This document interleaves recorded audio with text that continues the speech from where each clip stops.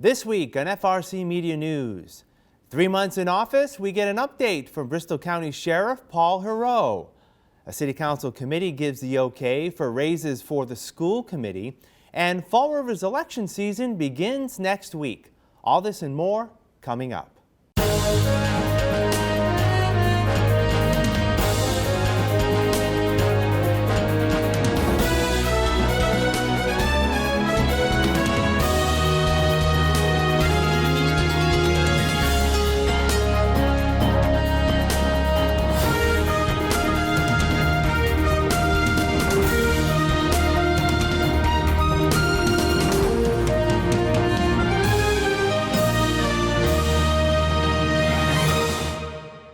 It's Thursday, March 30th, 2023. This is FRCmedia News.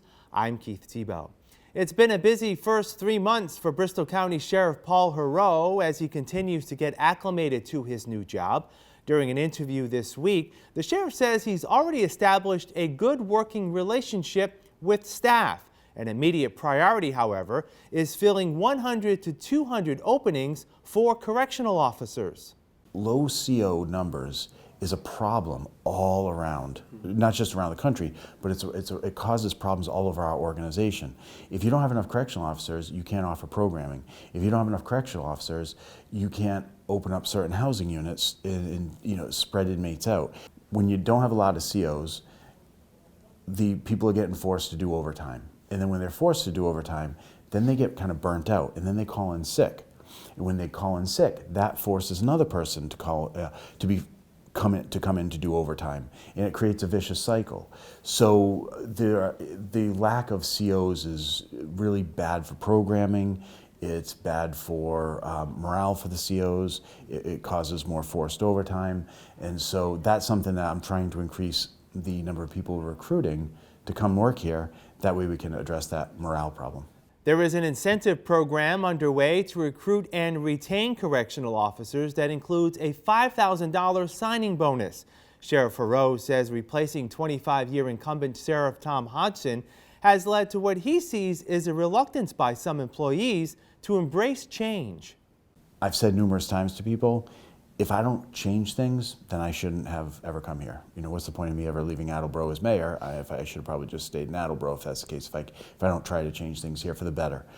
And so one of the things I'm finding though is I say, okay, well, here's an idea. It worked in all these other places. What do you guys think about it here? They say, no, that would never work because of these reasons. So one of the things I have to do is when I have those conversations is say, don't think about it like why it can't work here. Think about ways that you can make it work. Think of workarounds. Think about things that we can do that would help get around those obstacles that you see that exist here. And even some of the reasons people say, no, that could never work because of daycare issues, for example. Well, daycare issues happen everywhere, but other places make these ideas work. So, yeah, that's something that that's been a little bit of a challenge, addressing the culture. The sheriff says interactions with inmates thus far have been respectful, and he aims to answer all of their questions. A search is underway for a director of inmate services who will coordinate all aspects of inmate relations. Somebody who previously ran a hospital, or somebody who ran a CVNA, or maybe a group home of some sort, like a senior housing of some sort, where you have programs, medical, mental health, you've got food, you've got scheduling, you have all of these things all under one person. So that way what we can do is really have that person focusing on the inmate when they're coming in at time of admission, getting them started with programs, overseeing an operation, organizing it a lot differently so that it actually makes more sense for inmate flow from admission to release. The sheriff has also been focused on making renovations and consolidations at the county's jails in Dartmouth and Ash Street in New Bedford. In Dartmouth, the sheriff says there are inadequate safety measures that need attention. Most of our cells don't have locks on doors. And the reason for that is because they don't have toilets in the cells. And there's a federal ruling that we can't lock doors unless there are toilets inside. So we have 7 housing units that I know of, that I can think of off the top of my head, that don't have locks on doors because they don't have toilets in cells. We have enough money in-house to do 3 of those housing units, and we're going to do that, and that'll make it a lot safer for the COs and for the inmates. Not having locks on doors is dangerous for the COs, and that sometimes they're short-staffed, and that's a problem. But it's also a danger for other inmates. The sheriff earlier this year indicated he wants to examine shuttering the over a century-old Ash Street Jail in New Bedford. The campus in Dartmouth can handle the inmate influx, but not without infrastructure modifications, some of which could cost upwards of $10 million. The sheriff says the planned upgrades to securing cells in Dartmouth may provide an opportunity to centralize prison services. Just last week, I asked the colonel, major, and classification director, I said, can you assume for a minute every cell in the jail has a lock on it, every door has a lock, and assume that you have those toilets in the cells. Would we have enough availability, a space here, to bring everybody over? They said, absolutely, yeah. They took a couple days, but they came back and said, now assume this, assume that we are only going to lock 3 different locations, put locks on doors in 3 locations that don't have locks on them right now. Can we still close Ash Street? They said it would be tight, but yes, we could do that. And I said, great, we have the money to put toilets in cells and locks on doors in those 3 housing locations. So it's possible that even without help from the legislature, financial help, I might be able to close Ash Street. The sheriff will likely need financial support from the legislature, but for only around $350,000 to renovate space to transfer the regional lockup operation from New Bedford to Dartmouth. There are approximately 700 inmates housed at county jails. If outfitted and staffed fully, the Dartmouth facility can host 1,400 inmates. The City Council Committee on Ordinance and Legislation this week heard from School Committee member Kevin Aguiar on his proposal to raise the pay of school committee members to that of the council. Mr. Aguiar said school committee members have not received a pay increase since 2002. We haven't received any compensation increase in 20 years, and that's unheard of. In addition to that, I'm not sure when the charter was, in 2015 or 18, whatever the charter was then. The charter also took away the opportunity for benefits, health benefits, to come to any elected official, further stripping away something that might be beneficial to someone that's going to dedicate their time, sacrifices from their family, to serve the community. So we've actually been stripping away things, whereas I think we should be increasing the compensation and desire to get people to serve on the school committee, city council, or the city boards or anything. I think it's high time that we really take a hard look at this. The Ordinance Committee voted unanimously to bring the school committee pay on par with that of the council. It also proposed overturning a freeze from 2010 that eliminated cost of living increases for the mayor, city council, and school committee. What we have severely limits the pool of people that have the ability to run for office. It takes a lot of time, a lot of effort if you prepare for a meeting. There's an awful lot of aggravation that comes with it. It's part of the job. I think we all do it for the right reasons, but we should also be compensated as such. I think they should be unfrozen. Everybody else has been unfrozen since then, and I'm not saying we should get, an enormous increase, but I did watch your meeting, and I appreciate all of the school committee members. They gave their thoughtful opinions on it. And most of them, and most of the council as well, gave their opinion on it. And what I heard was, I didn't do this for the money. I don't need the salary. Well, that's great. We ran for office knowing what it was. But I heard, you have to be able to not need the salary to run for office, and that's not fair. The Committee on Ordinances and Legislation also this week moved forward on the city's plan to raise water and sewer rates for the new fiscal year that begins in July. Under the proposal, sewer rates will rise by 31 cents per CCF and water by 20 cents per CCF, along with hiking by $12 a year the stormwater fee. The average homeowner is expected to see a yearly increase of just under $32 a year. Committee Chair Councilor Sean Kadim supported the increase, saying the city could do more to reduce the burden on ratepayers, but the high cost of supplies and projected salary increases makes rejecting the plan difficult. When we start looking at, the increases, the increase probably should be much more significant, and I know we're trying to minimize that. I will echo what my colleagues have said. I'm a little disappointed we didn't do more in terms of trying to offset the rates with the use of opera money, or even taking some of the other capital items off the table, so that we're not adding to the debt service. That being said, we do have to take action on this, and I think when you look at a budget, especially on the suicide, 90% being fixed costs, it's very challenging to try to, and I know it's not a scare tactic, and some folks may take it that way, but when you have 92% of fixed costs, I challenge folks to try to reduce. Of the 4 members of the committee on hand, only Councilor Michelle Dion voted against the rate hikes, citing the city should have done more to direct COVID federal money to pay for the cost of water and sewer projects. We had, between Bristol County and city opera funds, we had approximately $86 million. Federal dollars that Fall River has begged for years. If we had put $30 million into water and sewer infrastructure, we still had $56 million to spread around, which I think was more than enough.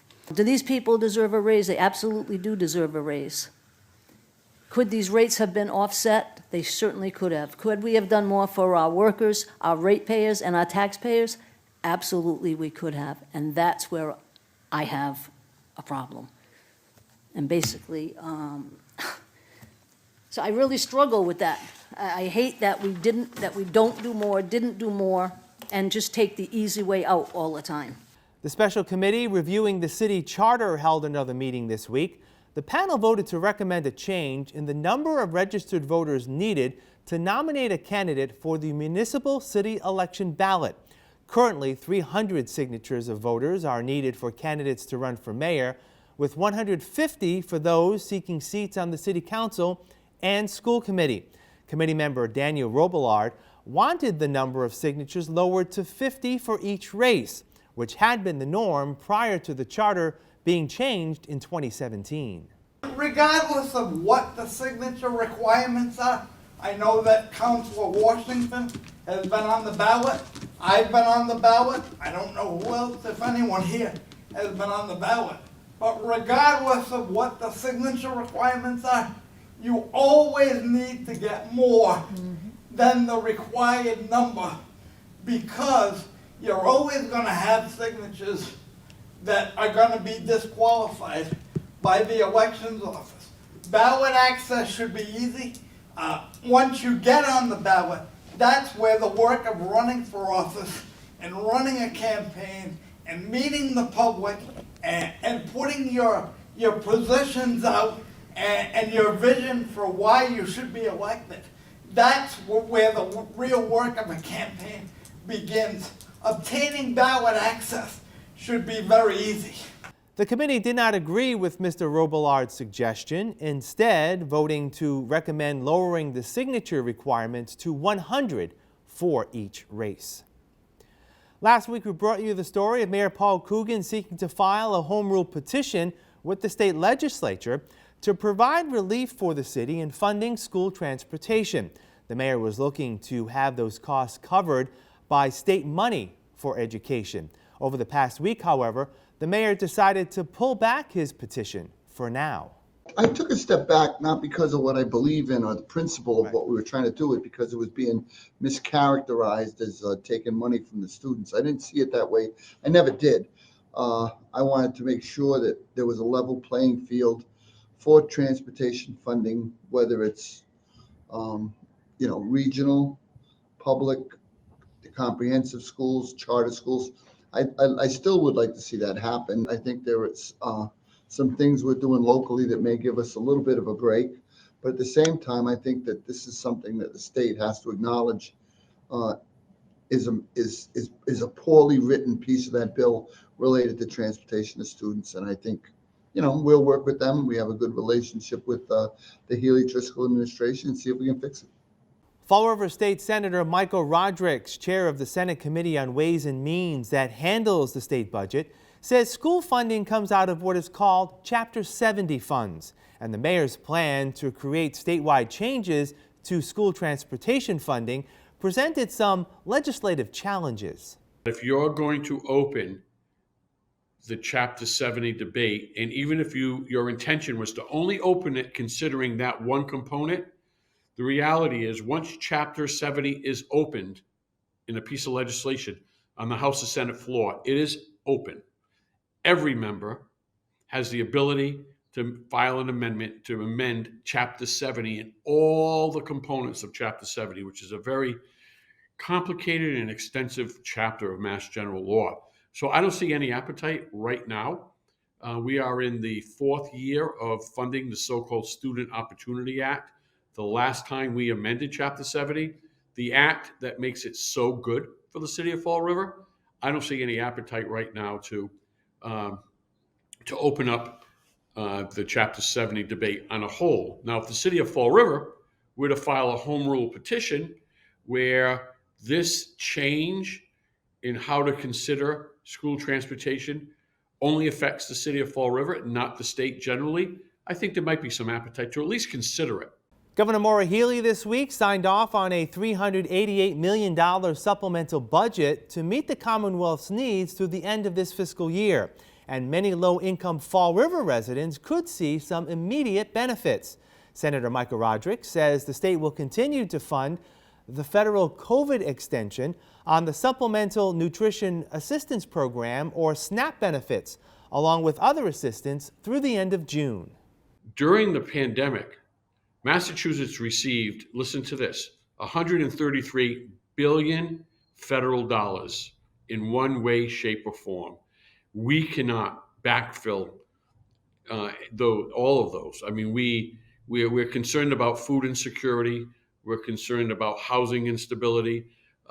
Also in the supplemental bill, we appropriate $85 million for our emergency family shelters, homelessness.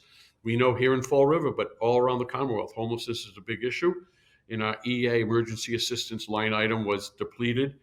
We did $110 million for our universal school meals. Again, this was a program that the federal government supported during the pandemic to ensure that any and all kids, every kid in our public school system has a free meal, can eat. Again, federal government ceased that program with the end of the public health emergency. We're going to backfill that it's going to cost another $65 million to continue to provide that service through the end of this school year. The city of Fall River may also benefit from a proposal moving through the legislature to provide additional funding for needed road repairs. Chapter 90 monies are distributed again via a funding formula that's based on road miles, that's based on population, that's based on, there's got some other, but it's primarily road miles, right? Every community gets X amount of money per road mile, depending on what the gross amount the legislature appropriates is. And we're doing $200 million in Chapter 90 general appropriations.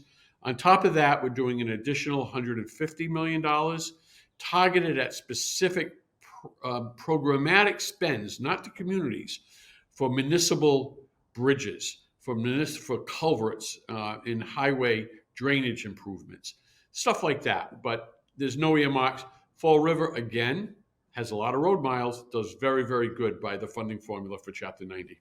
For the second month in a row, Fall River's unemployment rate took a jump. The city's jobless rate for February came in at 8.3%, up 0.7% from January's rate of 7.6%. Most communities surrounding Fall River and other gateway cities also saw unemployment increase last month. The state's unemployment rate climbed slightly in February to 3.7%.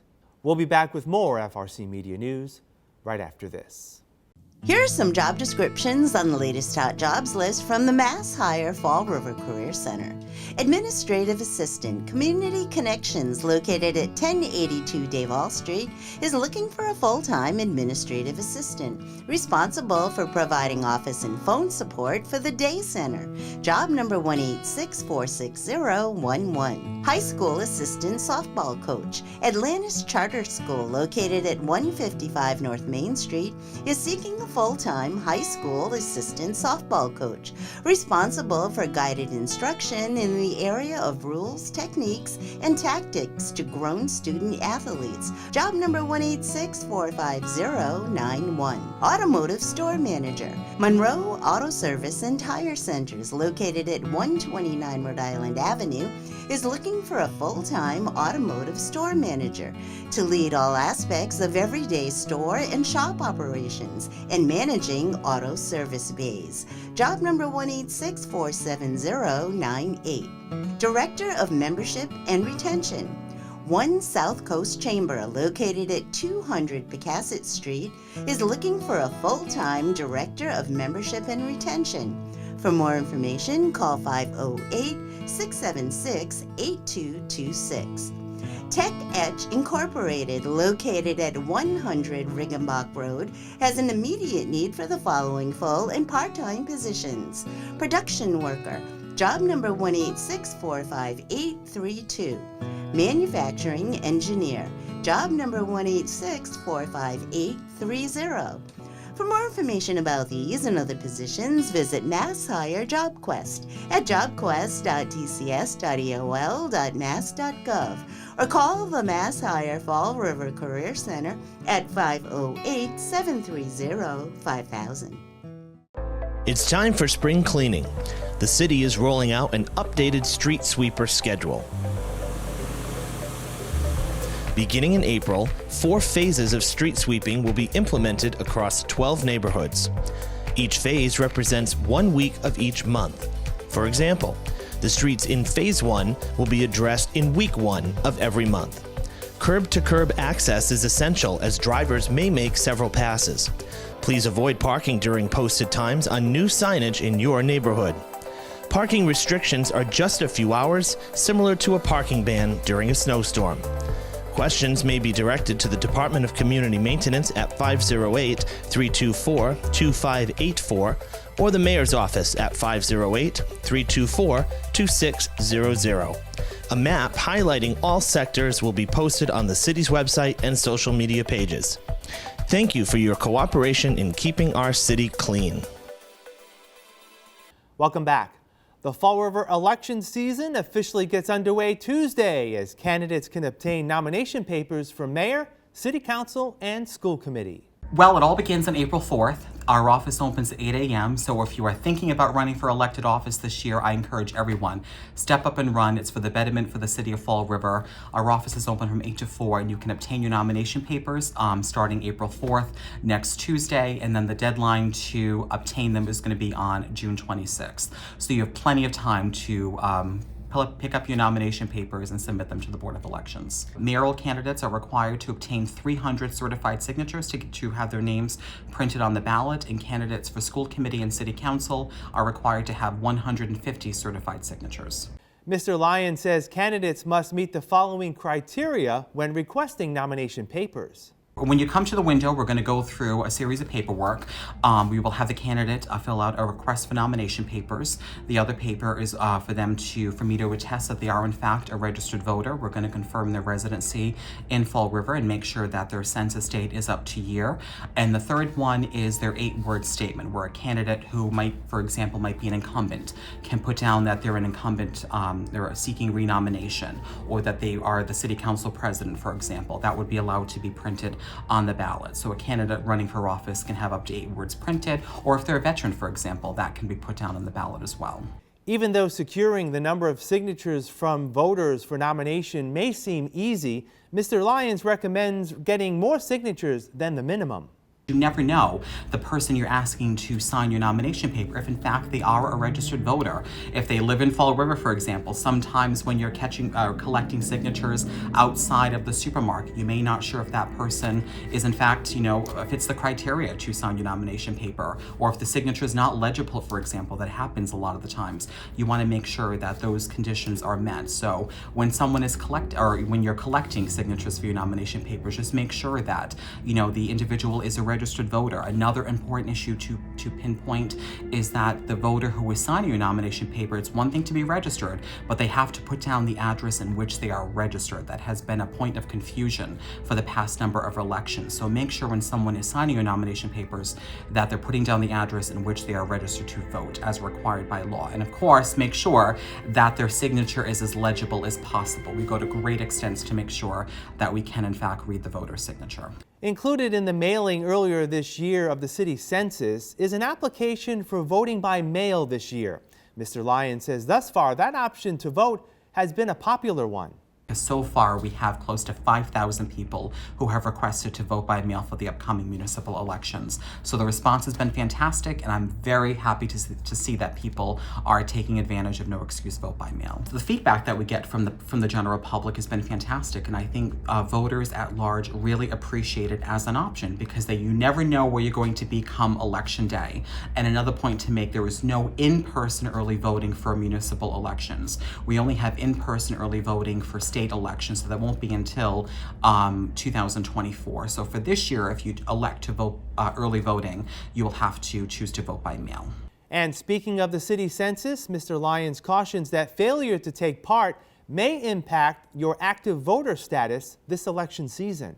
Close to about 9,000 people have replied to their annual census, and I encourage everyone who's listening, please fill out your census, make sure the form is signed and dated, and return it to the Board of Elections office as soon as possible, preferably before June 1st.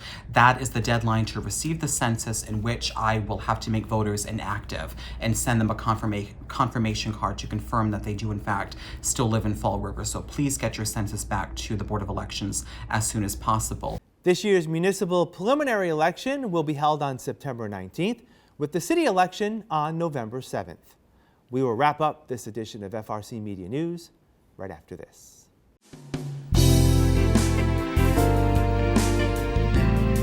Welcome to Hot Dogs and Cool Cats. Today we have Puffin. Puffin is a 3-year-old male. He came to us as a stray. Very, very friendly. I think he would do well in any home. He'd be good with kids, single family, couple. He's all around just a very, very friendly boy. I think Puffin will do well with other cats, do a slow introduction, but he'd be fine. As he roams around in this room, he goes up to each individual cage to say hello to his neighbors, and he doesn't seem to have any problem, no hissing, no swatting. He just says hello and then moves to the next cage. So I think he would do fine with another cat in the home. Dogs, I'm not too sure. He's doing very well, and he's just looking for his forever family. So again, if you'd like to meet Puffin, come on down to 300 Linwood Street. He would love to meet you. Today we have Lola. Lola here, believe it or not, despite her size, is only 6 months old, so she's gonna be a big girl. She is very, very much likes people. As you can see, she loves her attention. She has been in a home with dogs before, so we know she's good to live with other dogs. We actually have her brother here too. Being a puppy, she can still be very, very playful. She still has a lot of energy. I mean, she is a pit mix, which means that just by breed alone, she's gonna have a lot of energy. Add the puppy to that, and you can kind of imagine right now, she is very energetic. As far as children are concerned, we are looking for older children to place her with. At the youngest, we would want 12. We have some special rules for pitties here. You would have to own your own home. If you have other dogs in the home, we want them to be opposite gender. If you would like to meet Lola, you can come down to 300 Linwood Street in Fall River, Massachusetts at Forever Paws Animal Shelter. That's all for this edition of FRC Media News. Please visit our website at frmedia.org for all the latest news and local information. FRC Media News airs Thursdays at 6 p.m. and Fridays at 5:30 p.m. For all of us at FRC Media News, have a great weekend. We'll see you next Thursday.